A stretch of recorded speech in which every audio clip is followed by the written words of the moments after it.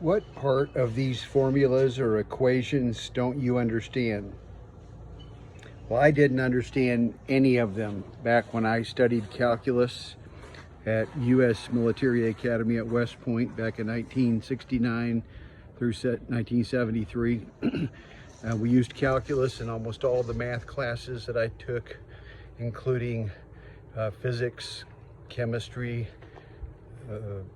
thermodynamics, electrical engineering, and many other courses that were all math related, because it was basically an engineering program, engineering school in the old days, and maybe it still is. I don't know if they've branched out into other areas, but there were not many classes in the humanities, soft sciences, social sciences, that sort of thing.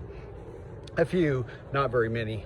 It was very heavily laden in mathematics, which was not my forte, and so I struggled there through my whole tenure, and had to get a lot of coaching and help and tutoring to get me through. But how I did it, it was like learning a very difficult foreign language in many respects, sort of like learning Greek or Aramaic or Chinese or something like that, I suppose. I don't know. It's hard to say. But for me, it was quite a challenge to my brain, because you're not dealing in simple arithmetic numbers, adding numbers, multiplying, which I was pretty good at. Decent, not great, but decent at that, overall. This is different. You take algebra, and that was a challenge for me too. I didn't fare real well in algebra. I did very well in geometry. Geometry was the one math class that I excelled. I got an A+. I don't know why. With all those crazy theorems and postulates and things that you had to remember, I did well in that class. I loved the shapes in geometry, and I was able to complete the different formulas and equations you had to do, which were fairly rudimentary compared to calculus. How calculus was invented by a mind like Isaac Newton is beyond me. It's a really, it takes a brainy person, quite a genius, to come up with this kind of thing, where you have derivatives and differential equations, and this is very abstract, but I guess a certain mind can get their head around it and compute these symbols into something that has meaning. And I did that, of course, just like everybody else. Some of the symbols meant something to me, so I knew when I interjected that symbol into the equation, it meant something, and then it would lead to the next step and the next step. And that's how you basically worked out problems. And then what we had to do was go attend calculus class at West Point for an hour and a half, 6 days a week for the first year. And when you would complete a problem, you would go up on the blackboard there and write the problem out on the board and work it out on the board and explain what you were doing. Now, how I did this was just sheer memorizing. I memorized things. And we were taught early on at West Point how to memorize lots and lots of information that you needed to store in your noodle here and pull back out when needed, such as remembering how many days there are to certain events. That would be for the weekend, for the month, for sporting events, for big movie events, things like that of any kind, the Army-Navy game, and certainly the graduation date of the seniors. That had to be recalculated on a daily basis, and you had to remember those numbers and be able to recite them. It was a thing called the days. Sir, the days. There are so many days until this, so many days until that. And you had to, your brain had to operate sort of like a little computer. We were not using calculators there for our math classes. We used a slide rule, which is, I don't know if they're still using slide rules anymore. I guess they are somewhere in the world. But with phones and calculators today that they have, I doubt that many people are using them anymore.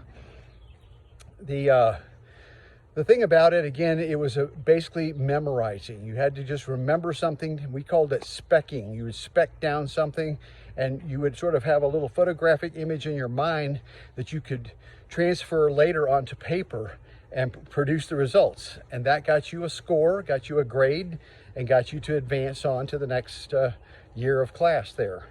And that's how I basically survived my first year there. But my whole almost full 4 years, I did not quite complete to graduation, but I was very, very close.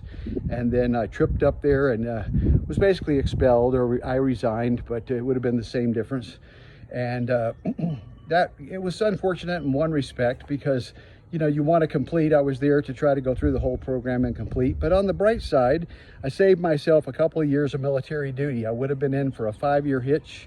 I got off the hook and only had to serve 2 years. Granted, I was an enlisted man, not an officer. However, I ran into a couple of my former company mates over there that were officers, and it was kind of interesting, you know, chatting with them and going through what. But I didn't mind being an enlisted man. I fit in better with the caliber of people, and not that they were all dummies. There were some very intelligent people that just happened to be drafted or enlisted and were not officers. The officers in the United States Army, by and large, a lot of them were, I think, kind of pretentious. It was a put on. They were in a leadership role, so they had to exemplify qualities that a leader would. They were not allowed to get down and dirty with the enlisted men. They had to socialize totally separately. They lived in separate parts of the quarters. You know, their housing was different. They didn't really associate much with the enlisted men except in course of duty and day-to-day operations when we were doing our jobs. As a captain in our unit, we had one officer. He was a captain. He was a bit of a snob. He was not the kind of guy you could really talk to and approach as a normal person, have a conversation.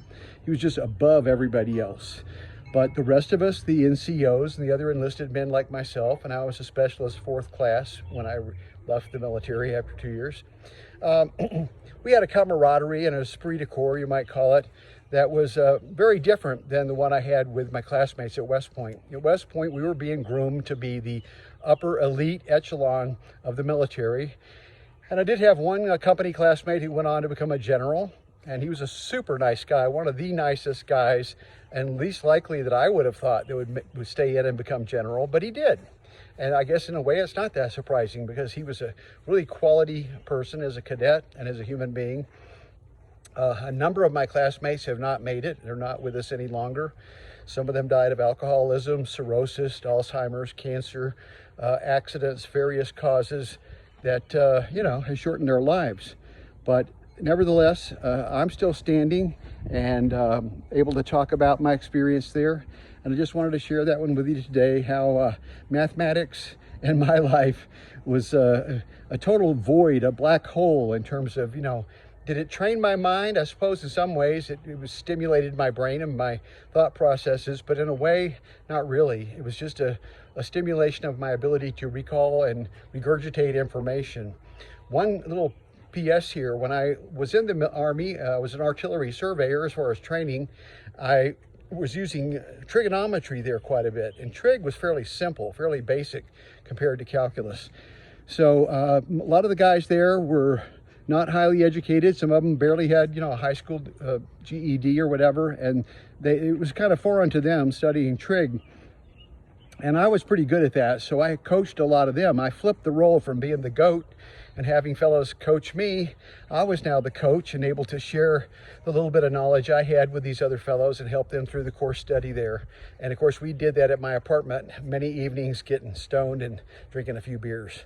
So anyway, I'm wearing the t-shirt today as kind of a joke because, as I say, calculus, it might be something that you out there understand and can appreciate, but for me, it was just as much as trying to understand what is inside of a rock. You know, it was that difficult. Although I think I know what's inside of a rock. More rock, right?